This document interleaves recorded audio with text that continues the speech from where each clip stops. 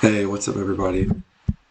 Vic Weezy here. I'm filming a game that I got against Jan, and I'm pretty sure it's the Jan that has dominated Axis and Allies for a long time.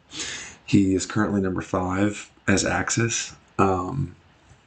Usually has a very good record of, you know, there's been a few seasons where he's actually gone, I think a couple seasons, or at least one season where he's gone undefeated. Very high win percentage. So, to catch you up to speed, Russia has I had a pretty normal opening. Well, a little bit above average. Lost only two infantry in West Russia, and then I lost 2 tanks. So I guess average results for Ukraine. One tank surviving, maybe a little below average for Ukraine, but coupled with West Russia, a very average start, and allies are ahead in average starts if you can play optimally, or at least that's the belief. Germany, he went with a pretty aggressive opening, and this is kind of funny because some of the stuff that he's done are things that I've always thought about doing, and I've posted this in Discord a while back about doing something called like the, what do I call it, like the Wall of Thorns or something, where you place both AA guns in here and make it difficult for Russia to trade.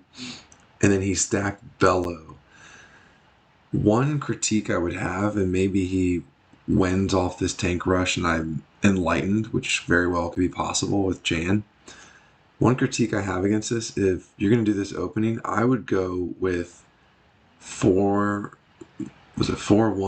so 4 infantry and artillery. I'd go fighter and bomber, and I'd go air heavy to start. I think air heavy has so much success as Axis, and that's really what Black Tide does. And I remember when Ronald had the #1 Axis title, he had a lot of air too. It's just I think air is so difficult to play against. So not mad at the 4 tanks, or in the sense of I don't think that's uh, anything wrong with it. And again, he could prove me otherwise. But I think it does give me a chance to kind of catch my breath in a sense of Germany's going to have a low unit count here. He's going to tank rush. He might drop a bomber and some infantry next round, or depending on what he does, if I don't capture Karelia. So I had to think about what to do here, because this is a big turn. He did the 5-1 split, which is an aggressive play. And this showcases that he really values me as an opponent, which I'm not surprised. I know he knows who I am in the Discord and everything. I've always looked up to Jan as a player and stuff, so it's kind of cool seeing him give me the same respect with being aggressive and not holding back, not doing some type of. You can clearly tell he's put a lot of thought into this, or at least trying out a different strategy. So it's kind of throwing me for a curve. Now, here are my thoughts as UK. And I've kind of thought through a lot of different things. So this is a very unique opener. I haven't played against this opener before, but I think I can play somewhat optimally, as one always inspires and hopes to do. I was thinking C-Zone 37 off the cusp. I was like, okay, his battleship's out here. Meet aggression with aggression. If C-Zone 37 goes bad, and then allies are in a pretty big hole. I kind of want to milk this game or make it competitive and really see some things and learn some things here, and also have content for this video. Because if this battle goes bad, it's like, okay, well, boom, forfeit, done, Or maybe not that quite so, but if it's abysmal results or below average on 37, tough. So here's what I'm actually thinking. I was thinking of what most people might do, hitting the battleship and then hitting the sub.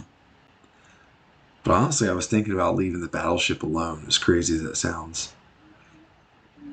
Because next round I'll have a cruiser, aircraft carrier, fighters. a destroyer, probably a sub, maybe.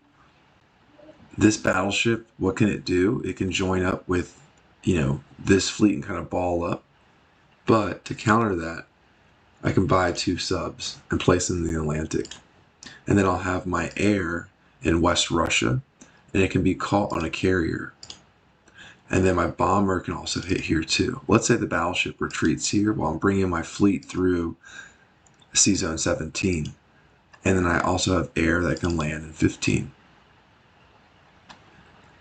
I've also checked West Russia, and I have... Oh, I did not. I did something different. I didn't place my AA gun in Ukraine because there's only 1 tank surviving.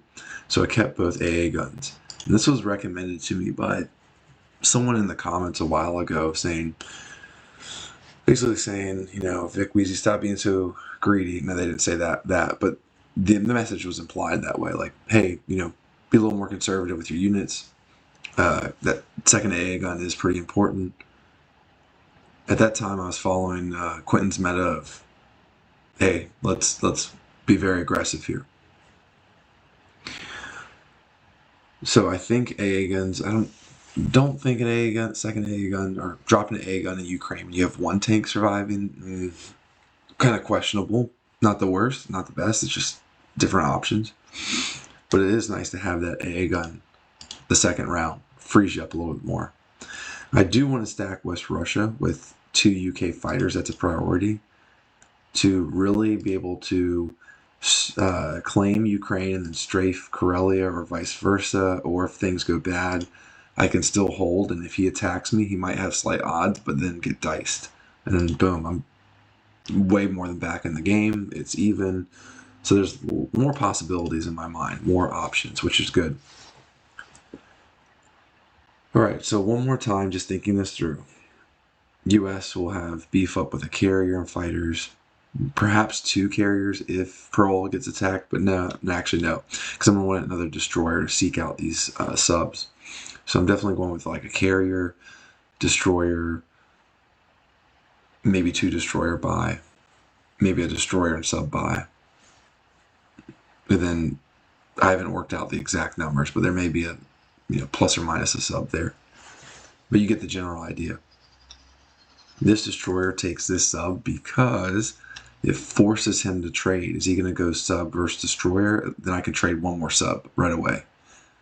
As opposed to I go here, and then I lose my destroyer, and he can kind of just pull back with those subs. So US will do one of those 2 options. Hit the battleship, which is pretty nice. Fighter, destroyer, bomber. Or go for Sea Zone 10. I don't think UK should go for this. I think the fighters are more valuable in West Russia. As far as buying 2 subs, my mind kind of tells me 1 sub is enough. And then instead of a fighter, go bomber. I don't know why. But 2 subs are nice because when I drop a fleet, I also have those subs as hit points. So if he wants to attack like 3 subs and 5 fighters and a bomber, 9, I will have 2 subs, aircraft carrier, fighter, destroyer. So 9v6. And then he can't trade optimally on the coast. And I can come in and... Yeah, so that's what I'm thinking of. I don't know what to do with US, but that's okay. I know either Sea Zone 10 or Sea Zone 13. And it's funny that I'm considering not hitting the battleship, which almost seems a crying shame. And if he moves his battleship to 18 or something like that to slow down momentum, okay, I get a battleship for very cheap. I don't want to do Sea Zone 37 also for another con is that I won't have a fighter land in there. But if it goes well, he probably won't attack Szechuan. This transport can be killed by a Russian fighter, since the aircraft carriers, or not aircraft carriers, anti-aircraft guns were brought in. I don't really want to risk a fighter against that. So I will just go like 2 infantry, 2 artillery, hope for the best, 4v2 plus a hit point. And then here, I would just try to strafe it. And go like, bring in 2 tanks, 3 tanks, and 3 infantry or something. So 6 versus 4 and a hit point. I always like to have 2 above the hit point. 2 above the defensive units that are there. So 4, I like to attack with 6. That's just kind of my rule of thumb. Always have 2 extras. 3 extras. Okay, so 3 infantry, 2 subs, and a fighter. And those subs can help take down that cruiser, and especially if they're in a pack, the subs can help attack too. I think that's a pretty good move. Logically, it makes sense. If I'm playing Axis and I see UK drop 2 subs, first of all, I'd be like, that's weird. I've never seen that before. So let's get weird. All right, Jan, let's get weird. You want to be weird and do some weird openings? Then I'm going to do some weird openings. So I like the fighter because the fighter will go continuously reinforce West Russia. It can also be caught down here on the carrier, and I need defensive units. So here we go. Cruiser, fighter. I'm not going to attack that. I just want to.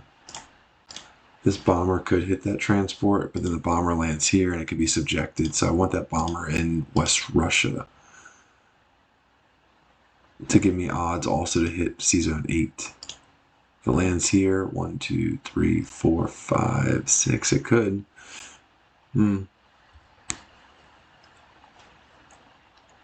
See, that's the problem of trying to record games. I reconsider things. And I really like to think through things, so it's like games take a while. Okay, so I'm blitzing that. Alright, and then since I'm filming, let's just go through map notes real quick. So this is kind of what you should do. Attacking victory cities, obviously that's not a concern. Capitals, not really a concern. Actually, capitals could be a concern. You could look for a sea line round 1, so don't ever dismiss that. Key territories, France, can't go for that. You killed my transport. Northwest Italy, no. Persia, India, Kazakh, Karelia, West Russia. West Russia is what I'm considering. So attacking, defending West Russia, I'm prioritizing that. Can openers, attacking, defending. Doesn't really have anything I can open in Germany. Airstrikes. Can I airstrike a couple units? Not worth it. I need that fortification. Boats. Are any of his boats available? Yes, the cruiser. Do I want to hit the cruiser? I think I'd rather reinforce West Russia because, I could go bomber fighter here, but I think I want my subs to do the dirty work.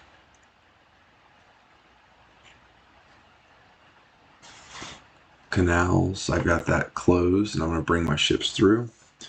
Opponent's defensive profile, okay, he might have a gun first or second. Doesn't really matter. Air stacking routes, well, he's going to get Japanese air into Yunnan, probably, and since he's going tank rush, he's going to bring 6 fighters here next turn. Unless I did the C-Zone 37.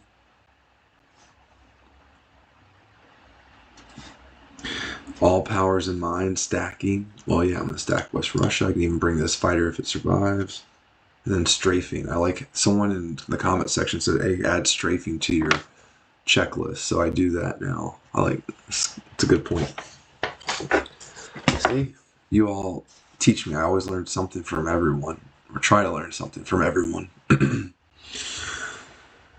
Bomber, I could SBR Berlin, but I'd rather have my bomber around to kill this battleship if needed, or to help with air and things like that, to help trade India, makes that more efficient.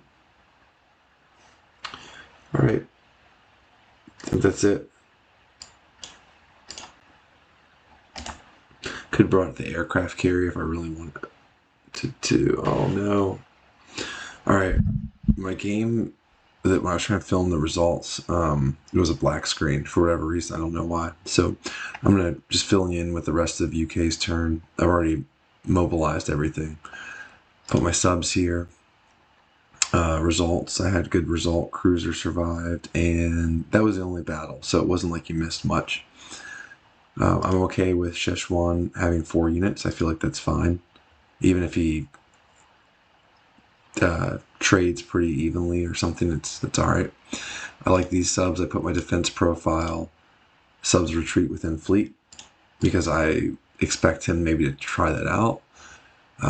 These subs also help me reach Season 10 with a fighter and a bomber. So that putting that bomber in West Russia was pretty smart. If he goes like, if I decide not to kill the battleship and he goes like battleship, cruiser, sub. So I'm thinking I have to kill the battleship just so I don't want him to stack something.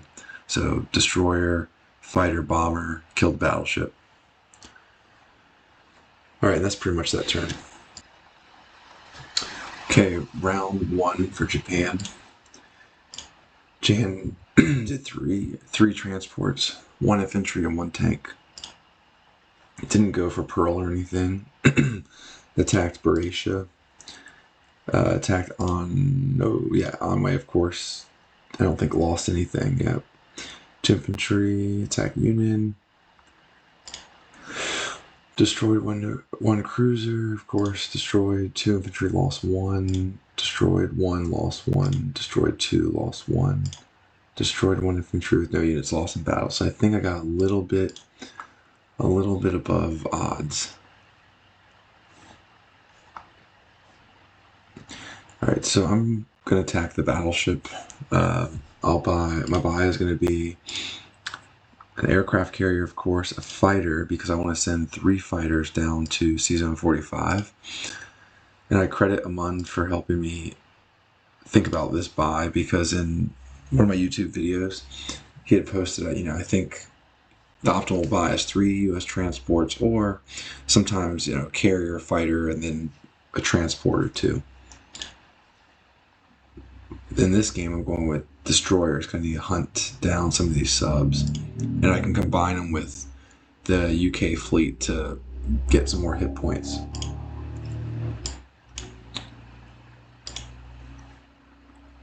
Right, tank. So I gotta be cautious of retreating, because I feel like he's gonna want to hit this.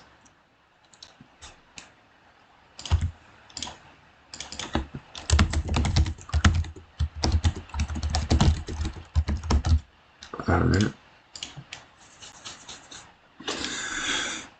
I'm going to do Season 45 move, so I'm just going to make more map nets. I do need to block here, and then send my UK CC to Season 45 as well. I think, because he can go 1, 2, 3, 4.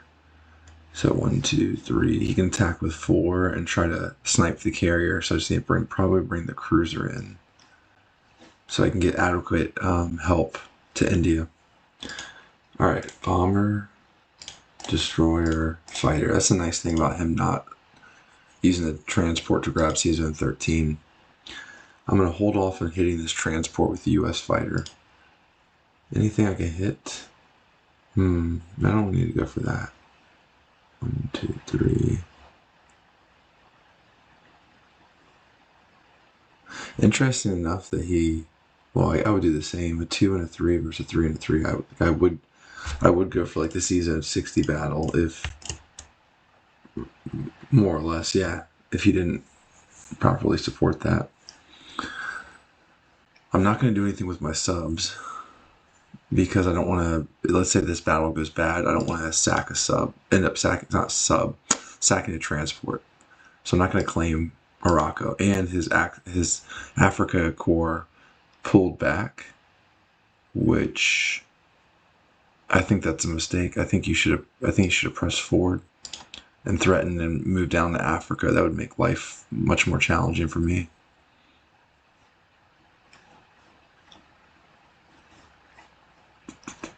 Okay. All right, a quick checklist. VC cities doesn't apply. Capitals. Moscow's good. Key territories: France, Northwest Italy, then Persia, India, Kazakh. Looks good. Karelia, West Russia. West Russia has good odds to hold. Can openers, airstrikes, boats. I'm going after one of those. Bombers and war fighters. Nothing exposed. Pretty clean game. Canals, opponent's defense profile, air stacking. Can you stack? Well, these Japanese fighters can get in range, maybe stack here if I don't take this, so I gotta be careful. But that's like all they can reach. 1, 2, 3. They're really dependent on that. All powers in mind, strafing. Okay. If anything from that list I learned, I'm really gonna have to take Ukraine. Excuse me. I have to use like maybe 5 units to take Ukraine. I don't know. That seems like overkill too.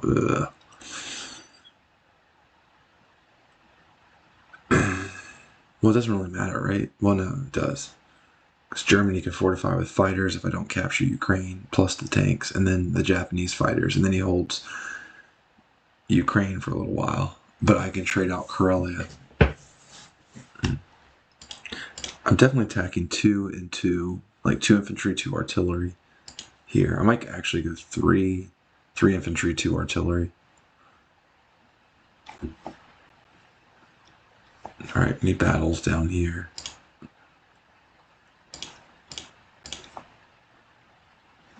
Looks good. All right, I need at least the bomber to hit. Oh, good. All right, it's a little tricky here. Oh man, I can get like sucked into it. Oh, miss, and I hit. Good. Oh, all right, that was nice. I'll take that. Cruiser joins up with this fleet. 1, 2, 3, 4. He's got a fighter. Could almost do the Hawaii move.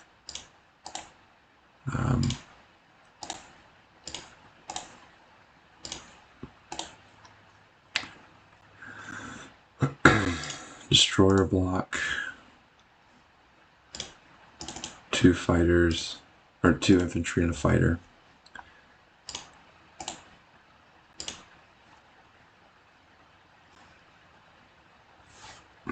Bomber here. 1, 2, 3, 4, 5, 6. Yeah, I always like it. I always like it back here in the UK. All right, sub.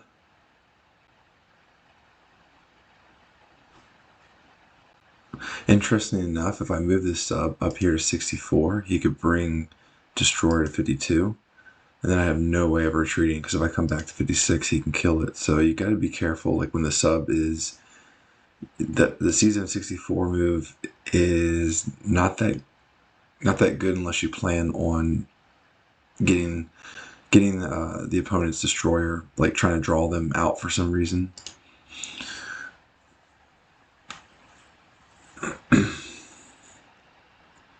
One, two, three, four, 4. I didn't buy transport, did I? No, that's okay.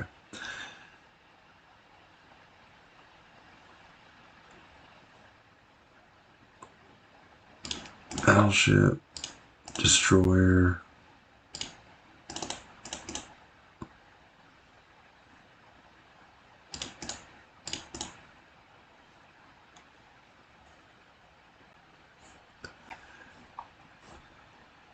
All right, those are good.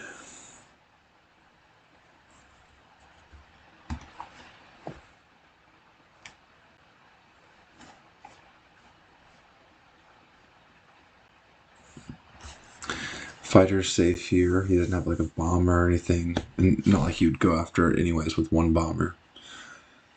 But Excuse me. Sometimes land a transport or a fighter here, they'll still have their battleship and transport, and they'll come back and smack this.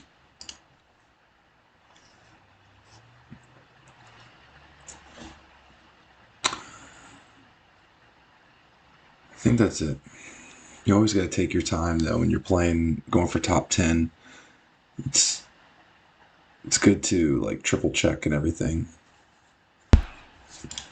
All right, end of U.S. mobilization turn.